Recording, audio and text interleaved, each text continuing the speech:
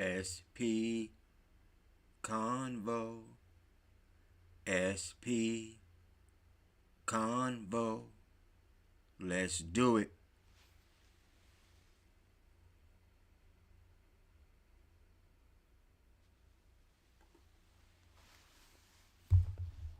Here you go, people. Here we go. Welcome back.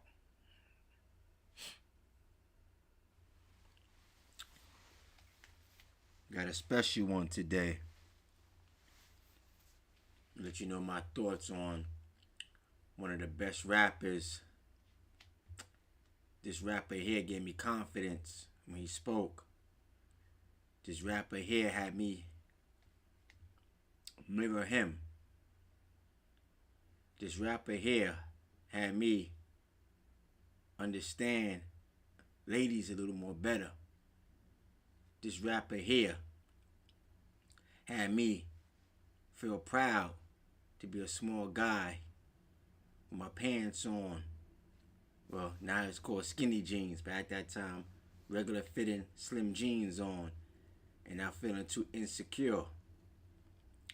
This rapper here named Tupac Shakur.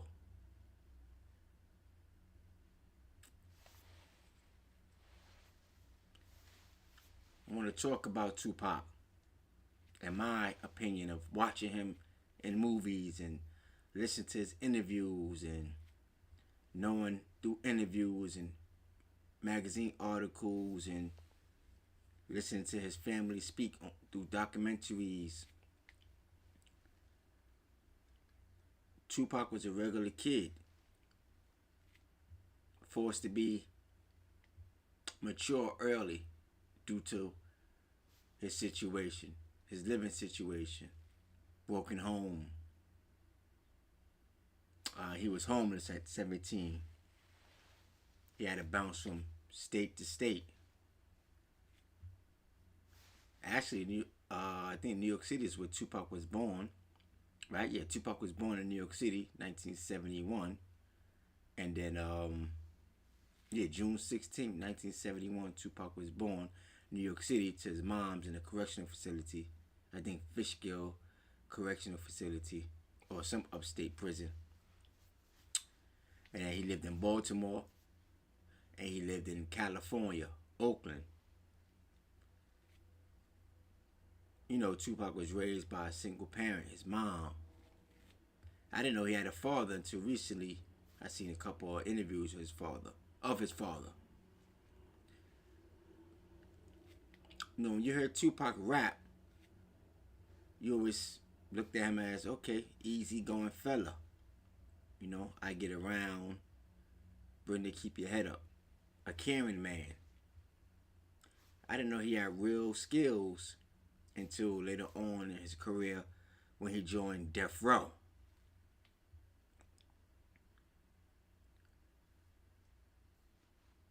I would say Tupac was more of a mama's boy than a renegade or a thug.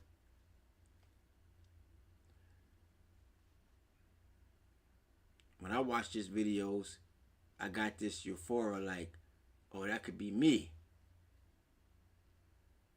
Now, don't get me wrong, there was other slim rappers, but Tupac stood out. Took his shirt off.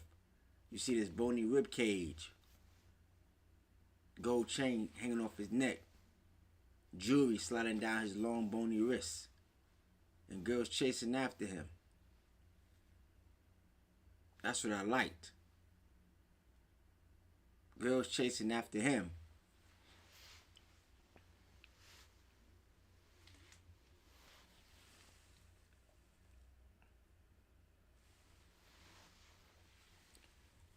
Tupac made me understand you don't have to have the best in clothing to get a girl. You don't have to have the best. I got my Tupac shirt on. Alright. And all you need is confidence. All you need to learn how is to talk to a girl. And bam, there you have it.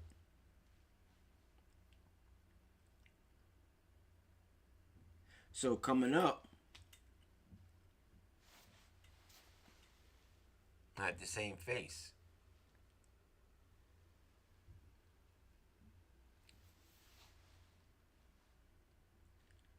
Tupac, dark skinned guy like me. I got the wide nose, he got the pointy nose.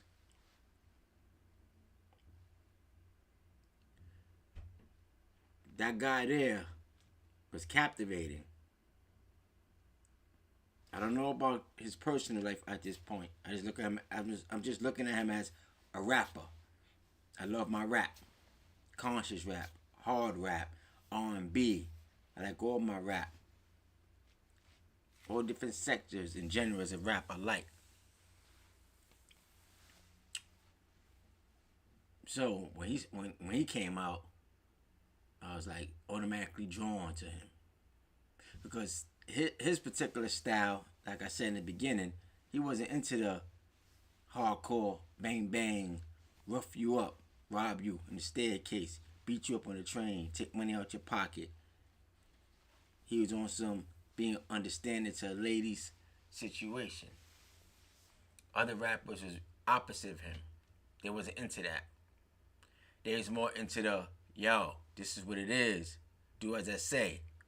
You know, like a Cool G rap. You know, even Big Daddy Kane, he was smooth with the ladies, but Big Daddy Kane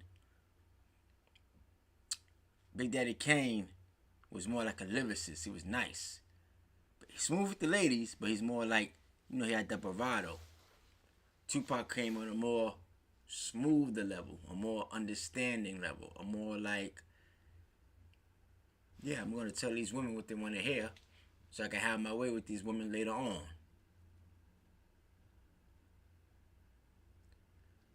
A gentle guy. So, when he was shot and in the hospital, he no longer was that gentle guy. He became more distorted. We're going to see why.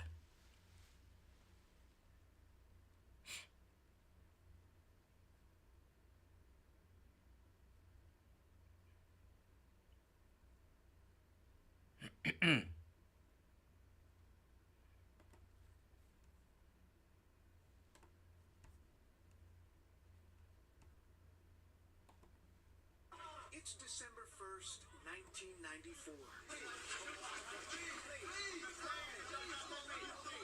The rare, raw footage of Tupac Shakur in a wheelchair the morning after he was shot in Manhattan. Mind you, this was, at this time, 1994. No person never did that before. This was unheard of. He was the first individual, at least to my knowledge, to leave the hospital right after he got shot. The next day, he dipped out. That was like, whoa.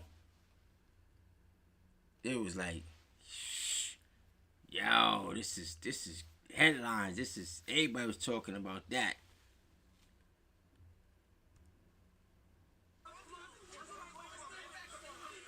Despite 5 bullet wounds, the iconic rapper is on his way to court to hear the verdict in his sexual assault case. A series of events that would change his life and in turn rap history forever. I wanted to know more, so I searched deep into the Fox.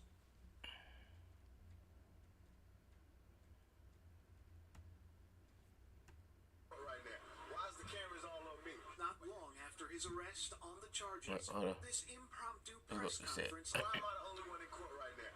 Why is the cameras all on me? Not long after his arrest on the charges. Yes, I am going to say that I'm a thug. That's because I came from the gutter and I'm still here. Right? I'm not saying I'm a thug because I want to. So, like I said before, this image here, or what he said right here, this wasn't a Tupac I know. the ladies' man Tupac I knew getting the girls. So this version here had me saying, oh wow, this right here, he's two different people in one. He got two sides to him. Yo, this is what it is. Yo, this is crazy. So I ran outside the next day and got me one of the hats I got on right now. I got one of those hats out there. I mean, at that time, I got the same hat with the NY logo. And because he got the NY Yankees baseball shirt on. So I was like, I ain't have enough money at the time to buy the shirt he had. So I had enough money to get the hat. So I got the hat, glued into the news. Every time I heard his name, a news article, I clipped it out, read it, and I was like, okay.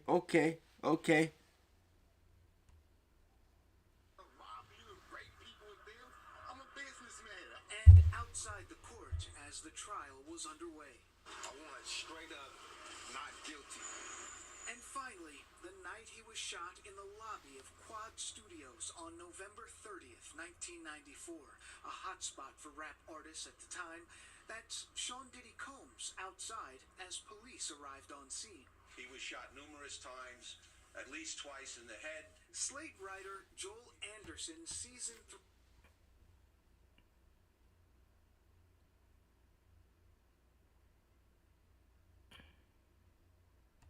Tupac was coming to this very space where we are right now. He was going to be a guest on a new track. But that's when it all happened down in the lobby of this building. He's walking around the corner, and he hears some familiar voices from several stories above, and the people yelling at him were Lil C's and Chico Del Vac, both members of Biggie's affiliate rap group, Junior Mafia. And so they're all excited to see each other, and Lil C's runs down to the lobby to meet Tupac. Tupac was in the lobby of the building. He was waiting to go upstairs when those three gunmen entered. They demanded jewelry and cash. Tupac initially resisted. Then he was shot 5 times. And those gunmen made off with about $40,000 worth of jewelry. Eventually, Tupac was dragged into the elevator. What happened next would change the course of rap history forever. He said he grabbed the guy's gun, and they were struggling back and forth. Legendary rapper Spice One was Tupac's friend. Together, they recorded classic hits like Jealous Got Me Strapped. He said Shakur told him the story of exactly how it happened. He said they both paused when dude shot, and then he started pulling, they looked at him in the face, and then he started struggling again. He said the dude shot again, and he shot one more time. He said that's when he shot him in the groin area. And then he said, that's when I fell to the ground. Even though there's no evidence Biggie and Sean Combs were involved,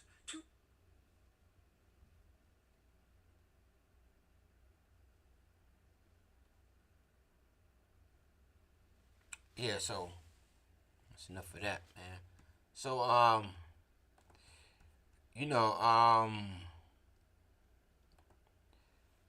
yeah, so at that time, that was the thing, man. You know what I'm saying? Like, he went from being this smooth, lady loving, chasing behind the girls, to now he's on some renegade. You try to harm me. I'm not messing with nobody. It is what it is. It's going to be what it's going to be, whether you like it or not. It don't take much to harm me.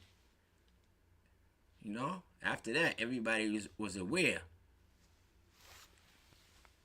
So that's my thing with Tupac. You get to see why I was so animated with him. Sorry, I was so captivated by him. Of course, I'm young at this age too. I'm young at this time. So Tupac got me by 5. He got me about 5 years. So I'm young. I'm like, okay. He's like my older brother. The older brother I never had. So, it makes you wonder, like, yo, imagine if I had an older brother. This could be some of the lessons I would have learned, ahead of time. So, now we're going to get a breakdown of Tupac's, I'm going to express to you after this situation, in my opinion. So after he gets shot, he started making records and coming at people, coming at another rapper, Biggie Smalls. Now, I'm a Biggie Smalls fan too. Biggie Smalls born in Brooklyn too. I can't make this up. I tell you people the truth. See what I'm saying? Biggie Smalls. You know what I mean? Yeah. So now now when that happened, now I'm conflicted. I'm like, yo, man, Tupac got issues with Biggie? What's going on, man? They're both my rappers, man. Both of them is my guys. Tupac does his thing with the ladies. Biggie does his thing with the East Coast hustle style. And that's that New York street. You know what I mean? Biggie talking that New York street. And I'm a New Yorker. So I'm like, yeah, it's my guy. You know what I'm saying? From BK, NYC. Come on, man. So now I'm conflicted. I'm like, Tupac, my favorite rapper, as far as opinion. I mean, as far as appearance wise, I can relate to him. We both small guys, dark skin. But he messed with my NYC dude, man. He messed with my Biggie. That's my dude, man. Baby. You know what I'm saying? Like, so Tupac putting out all these records, hit him up about Big. Big, laid back, easy going. He don't let that bother him. I have that personality too, like Big. Nonchalant, laid back. Not too many things bother me. Not too many things bother Big. But it's that one thing that bother Big, that bother me, that bother most men, is when you're talking about your lady. Or you put something in your head. A man put something in your head about your lady that could maybe possibly be true, because you being true to yourself, doing what you gotta do out on the road, handling the business. So you put your trust that your lady's being 100, but those things happen when you in the life. That's life. Anyway, so now Tupac gets shot. These things is going wrong. So now we like this. What's gonna happen? So this is my opinion. Tupac goes to jail. Some dudes in Brooklyn he was running with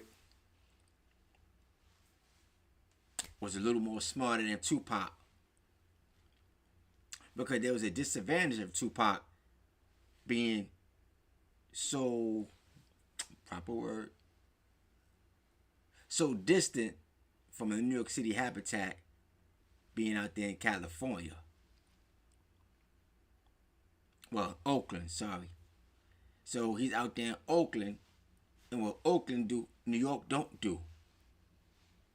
So he rocking with the New York cats. And New York cats is, you the man, everything fall on you. Because you the man, we run everything through you. You just don't know that yet. Not 100% like that, but I'm giving you my opinion of the energy. They knew Tupac energy wasn't their energy. So now when it comes down to it, Tupac at a hotel, you know what I'm saying? Some lady was out there at a club the night before, I think the Limelight. Lady out there doing her thing. Tupac invites her back to the hotel. And, I guess they say he went to sleep. And the guys did what they did with her. Now, that's a story that was allegedly put out there. Somewhat like that. So now, Tupac goes to sleep. The lady press charge. The lady, complains and say that Tupac did stuff to her. And that's when I learned the lesson. You got to be careful with the company you keep. See, I learned all these things from Tupac. I learned because I was so captivated by him. I watched everything he did. I learned certain ladies is not for you. Certain ladies want you, but they only want you for a certain thing. So anyway, he had to do the jail time. So now he comes out of jail. So now the big guy, Suge Knight, puts him into the thing, right? Boom. So now he's in California now, back to home, California, but different from Oakland, but still California, right? Bam. So now Tupac putting the music out there, disrespecting all the East Coast rappers and all the New York City rappers. And that's when I like, nah, man. Nah, I can't be doing that, man. I'm New York, man. Can't be doing that. But then I thought about it. I think Tupac was just doing that to survive.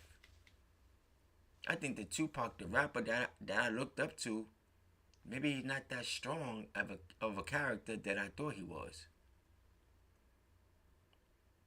Maybe he is that humble young guy that really wasn't out there in those elements like that. Maybe he's more of a family man, but he's a person that's going to defend his family. So if you come at him to threaten him or his family, he's going to, buck up. He's going to do what he got to do. But when it comes to the other stuff, the street element stuff, maybe he's not grimy. He's not cutthroat like that. Maybe that's not in him. He don't see the angles. Maybe that's why he needs to be out there in California to get away from the East Coast, zoo. You know what I mean? The New York City zoo. You gotta have a sharp mind and you gotta have a grimy mind to survive New York. So maybe Pac didn't have that.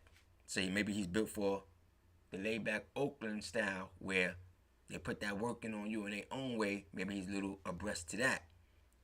So anyway,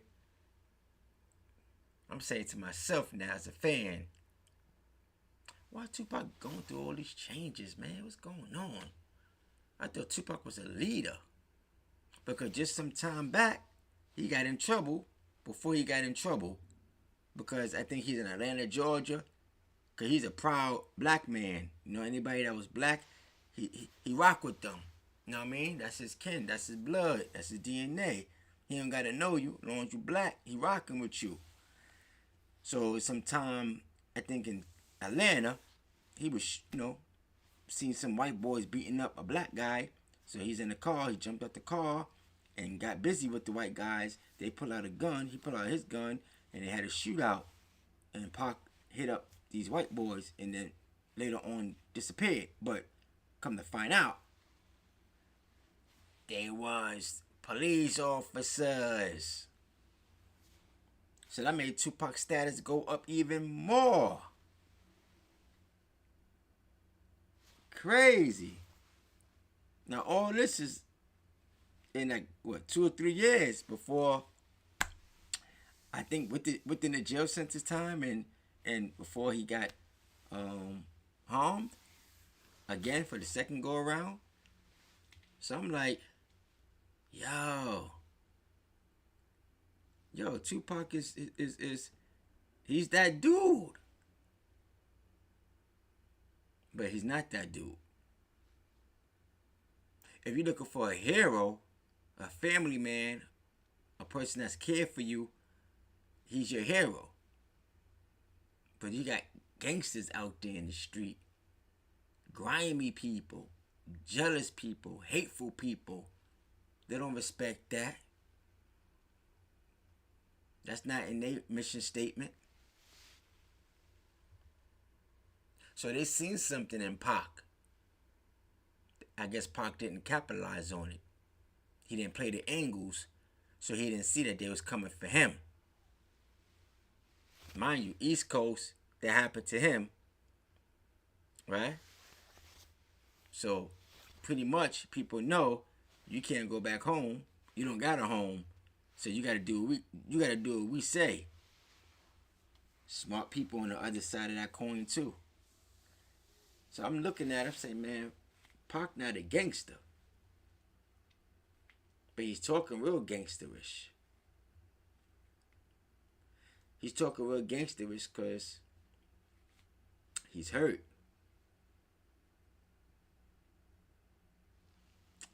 Then I started saying to myself,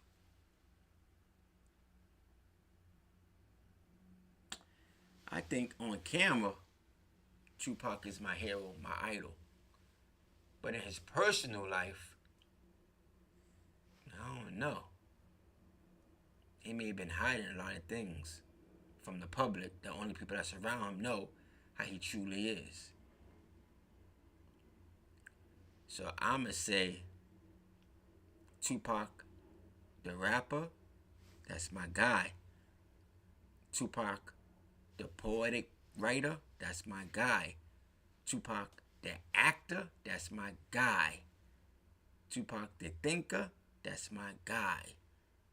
But Tupac, the gangster / criminal minded person, nah, that don't suit him. That's not my guy right there. Because I'm already hooked on one way to look at Pac. I'm hooked on one way to look at him. So I'm saying to myself,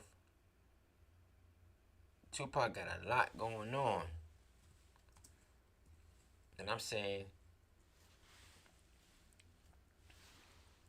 whether you're a kid or a grown man, it is what it is. And you know, you have to you just have to understand, to watch somebody change, to see a character change in a person when you idolize them or you look up to them and make you say, I'm gonna play this real quick, this short little video. Tupac, young.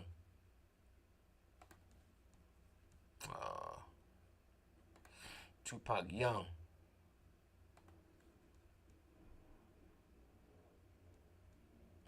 School. My name is Tupac. Oh, nah, hold on.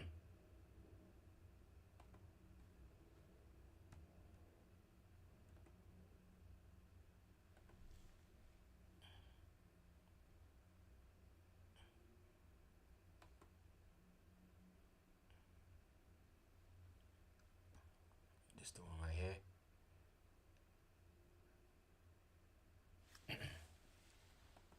Do you like being 17? Alright, here we go.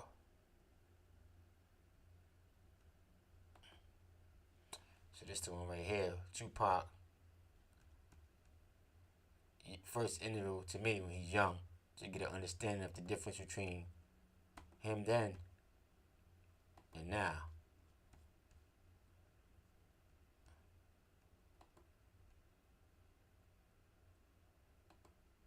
Well, 18 will bring lots of responsibilities that. So this is Tupac then.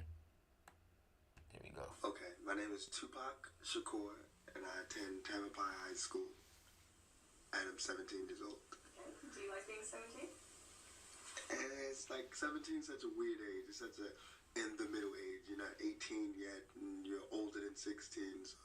But I like it. It's nice. It's like a learning stage for me. Now,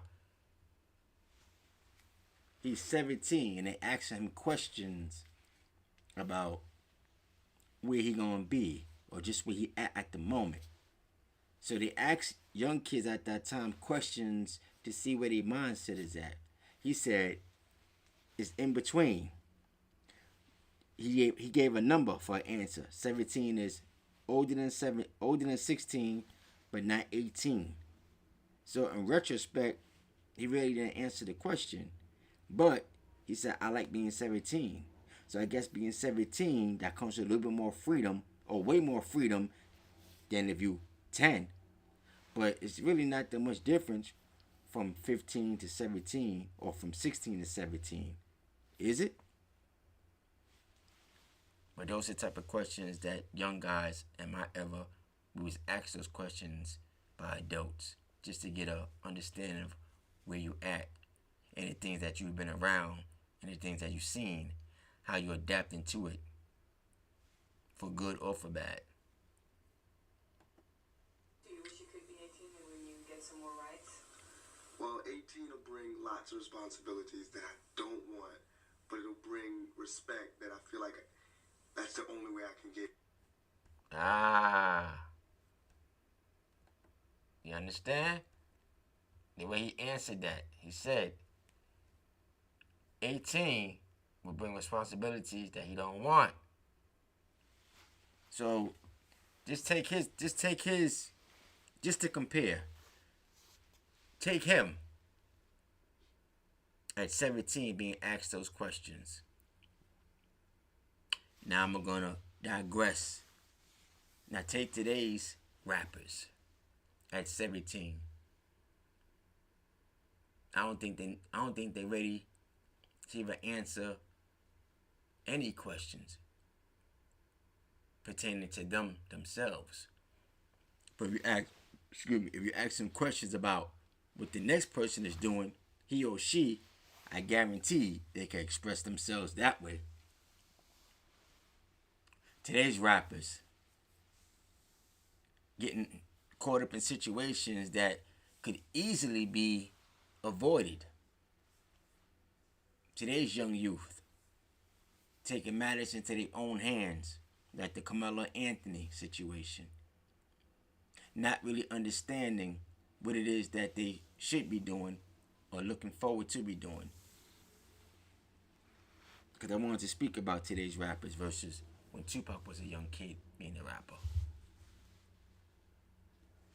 You see in the headlines of today's youth, the average rapper age 24 right now, 25 right now, they're already in a whole lot of trouble. No different than when Tupac was in a whole lot of trouble. Today's rappers, for the most part, there was a rapper, YNW Melly. They said that he allegedly unalived his friends. He's been sitting in jail for so long. I don't know the particulars of the situation. I just know that.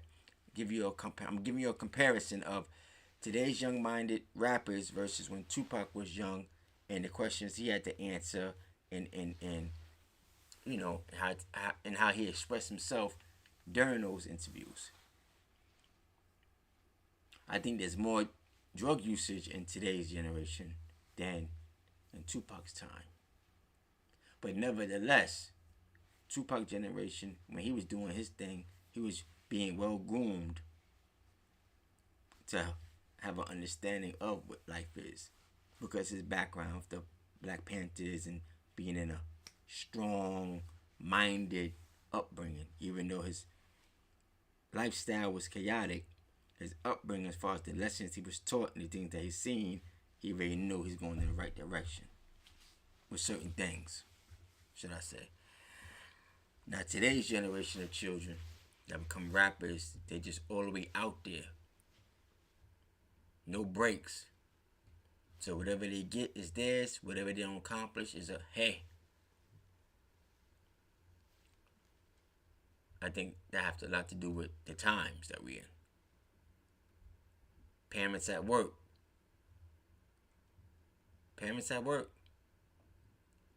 Where in Tupac time, parents was on drugs. So you had to figure it out for yourself.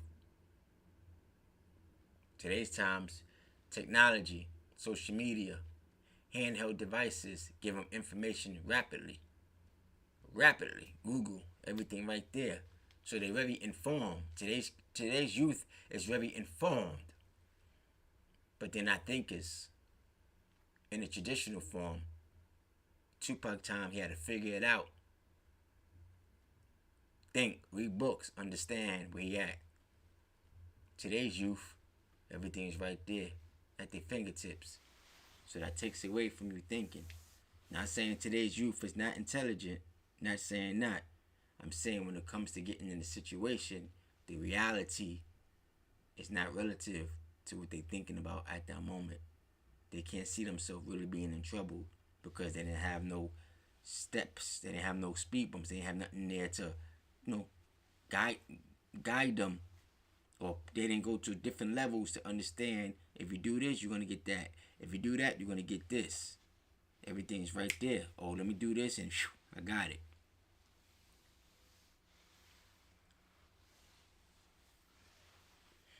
So now, getting back to Pac. He's in death row, putting out all those records, doing what he have to do.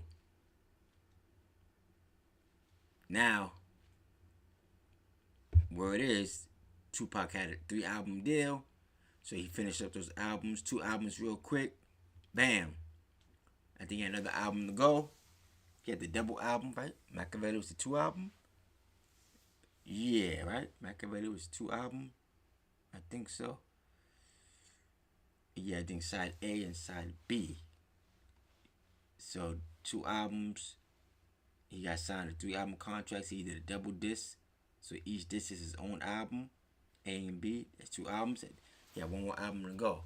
And then he's going to leave Death Row and make his own thing, right? Okay, so let's say now he was able to get up out of his situation that quick. Tupac already had his mind set. But Tupac already had to do what he had to do before he's able to get out of that situation. So let's just say he can't go back to the East Coast because he already got burnt there. Now he's in the West Coast and people are going to keep him under their thumb, but he's trying to wiggle out under the thumb. Let's just say, nah, we ain't going to let you go. So we're going to use our mind on you. Because in reality, Pac messed up, man. Pac messed up. All that knowledge, all that wisdom he had, all that intelligence he had, he still went out the wrong way. Doing something that he wasn't raised to do. Being in a gang. Rolling with the gang members. See, if that was his lifestyle, it'd have been good for him. It'd have been sweet for him. But that's not his lifestyle. So you know the gangsters, they don't play, man. They about that business. You gotta respect the gangsters. You can't disrespect the gangsters, man. They don't play that. Word bomb. And you can't have that mindset, well, you know, I'm just gonna fall back because I wasn't brought up in that. Nah. You outside on our porch with the gangsters. They going to a liquor store. You going to a liquor store. They going out and about. You go out and about. You can't sit back on the steps and wait for them to come back from the store. You crazy?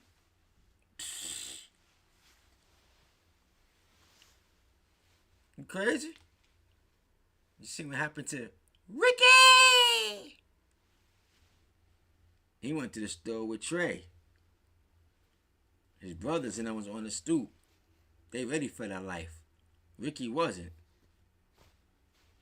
Gang members don't play. Tupac wasn't special. He out there in gangland. He had to handle his business or get served up. So,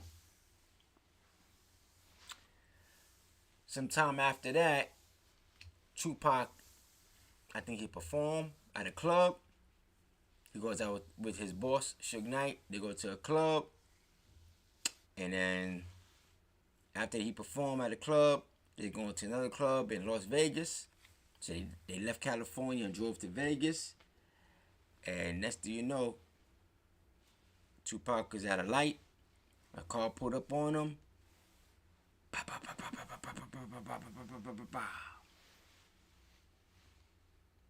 So when the news come on, sorry, that happens. Okay, boom, that happens.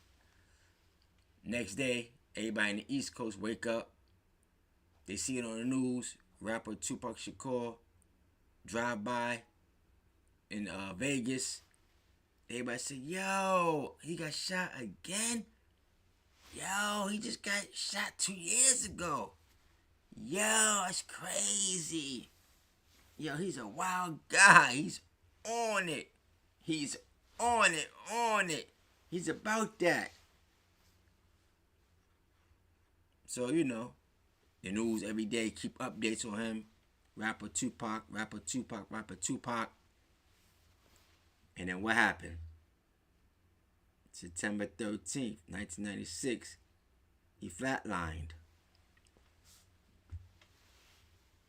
He departed from Earth and went to the upper room.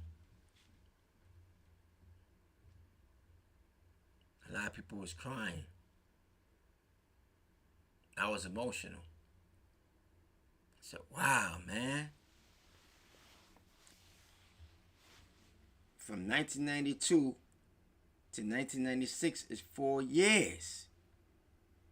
The man only had a 4-year career. And then he's taken off this earth. The man only been on this earth for 25 years. And he's gone.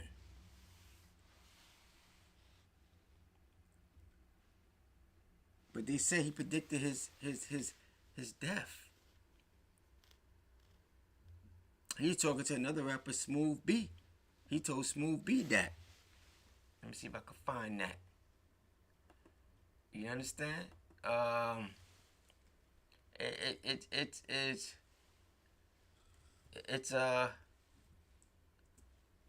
It's almost as if he already knew on Earth that his time was short.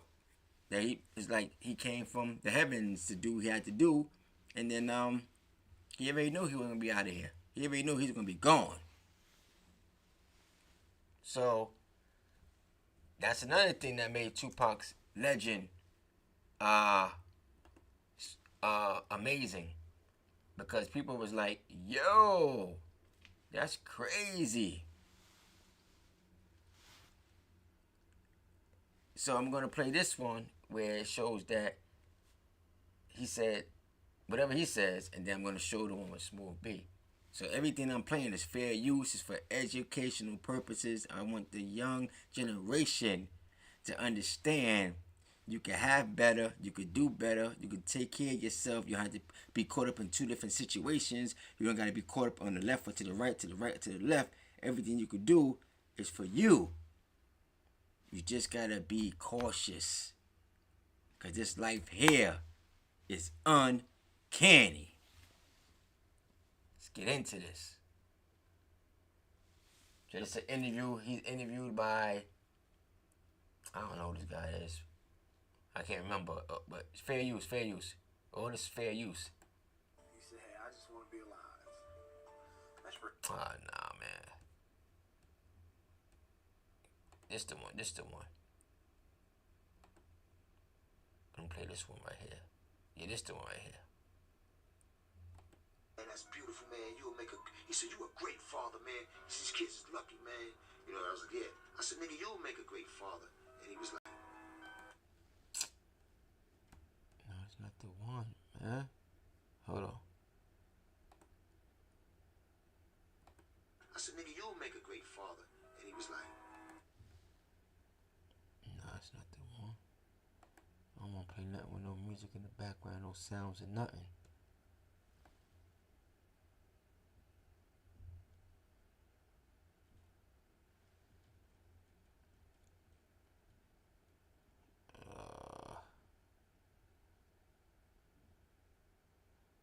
Let me see, I'm looking for. I think it's the one right here. Let's see. quite a nice guy. It's your pop. God, man. Keep playing this one. These sounds. Man, I want to play it, but I ain't trying to play nothing with no music in the background. So anyway, he knew that he was going to die. You know what I'm saying? So this is he went out by ways of by a bullet, man. You understand?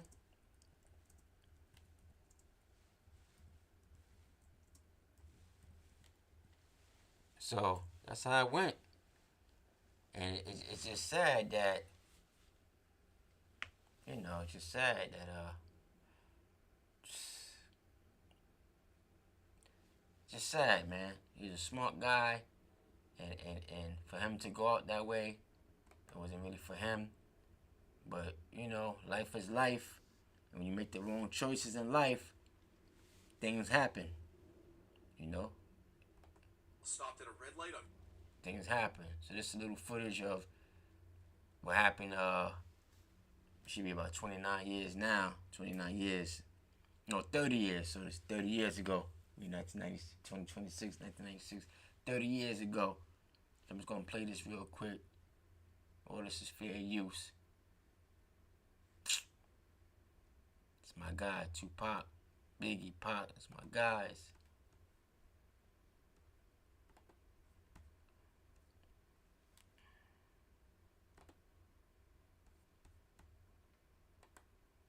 Koval and Flamingo. We all know the story. He then died 6 days later. The shooting happened after a Mike Tyson fight. Well, 24 years ago today, iconic rapper Tupac Shakur was shot. 30 years now. The rapper was shot inside of a BMW while stopped at a red light on Koval and Flamingo. And we all know the story. He then died 6 days later. The shooting happened after a Mike Tyson fight against Bruce Sheldon at MGM Grand. And then there was a brawl inside of the lobby right after that fight. So you see right there, and they show the guy kicking the guy. That's where Tupac messed up at. He messed up right there, man. He ain't grow up in that life right there. So that's where they had him. A rapper turned gangster. Right there at that moment. But the gangsters know he ain't a gangster, he a rapper. So they're not respecting that. They didn't care he's a rapper. You really stepped foot literally into that gang life once you did that.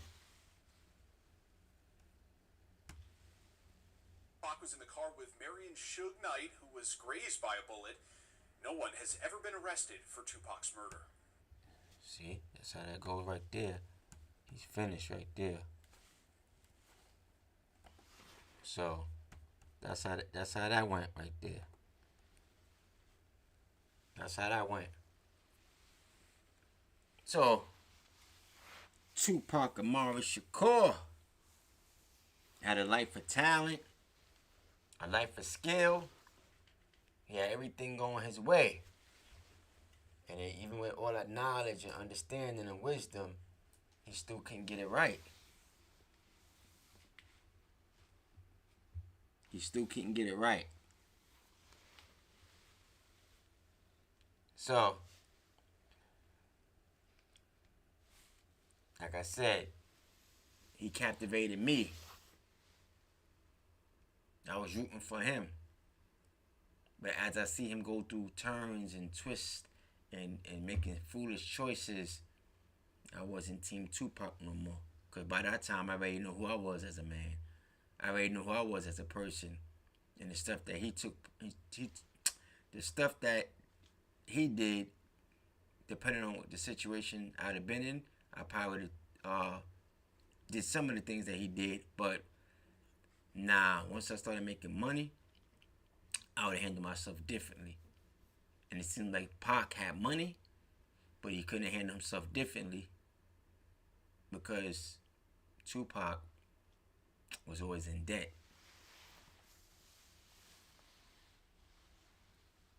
That's another thing I learned from watching Pac. You could be a rapper and don't have the money, but got the fame, got the name. Don't have the cash, but got the fame and got the name. So everybody know Tupac. And if you put a gold chain on him and put $200 in his pocket, you not knowing, you think he's rich because he got $200 in his pocket and a gold chain. But in his personal life, in the real world that he come from, he don't got much. I learned a lot. So with that being said, I said, yeah, time for me to get out of that mindset of thinking rappers is the end all be all. And it's time for me to say, just buy his album and listen to it for entertainment. But as far as picking up life points, yeah, from learning from his mistakes, yeah. Listen to him as he speak to give clarification that he understands what he's saying, yeah. But to do what he do, no way.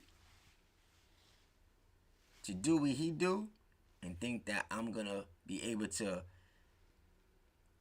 have a better outcome than what he did, as if I'm more special than him, no way. So, that's just me. But a lot of situations, I could say, Tupac made the wrong turn, man. Made the wrong turn. And he knew, I believe, my opinion, he didn't know the individuals. He didn't know they interests.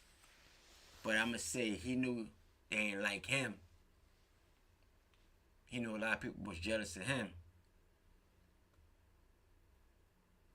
He knew a lot of people didn't care for him. And to still sit down amongst those people who didn't care for him, that's a lot. That's a lot to sit down, I guess, when he's in jail, in a jail cell, to remind himself of he's not being liked.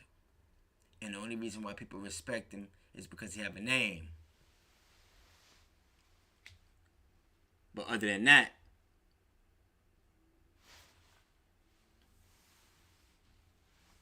what did he have?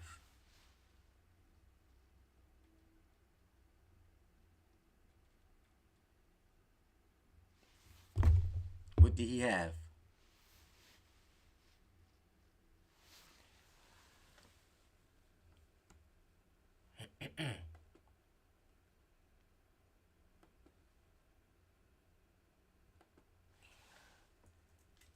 Tupac always said that most people that in a rap game, they didn't have the skills like him. And Tupac always had like little messages they put out there to let people know. And I should have paid attention to it then. He said most rappers supposed to be rich and have everything because most of the clothes is donated to them because they have a name and it could be put out there in the forefront. So in other words, he said rappers are there to be human billboards, to be exposed, to be used, exploited, pimped out.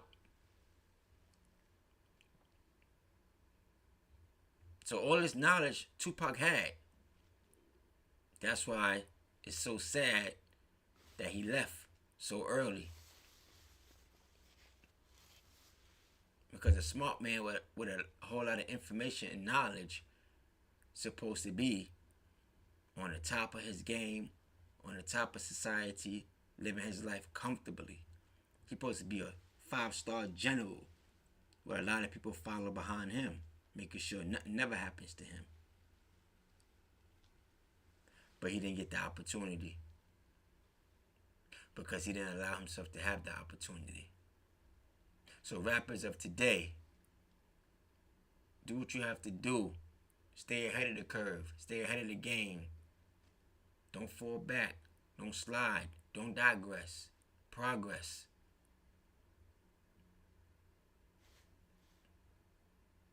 I'm out.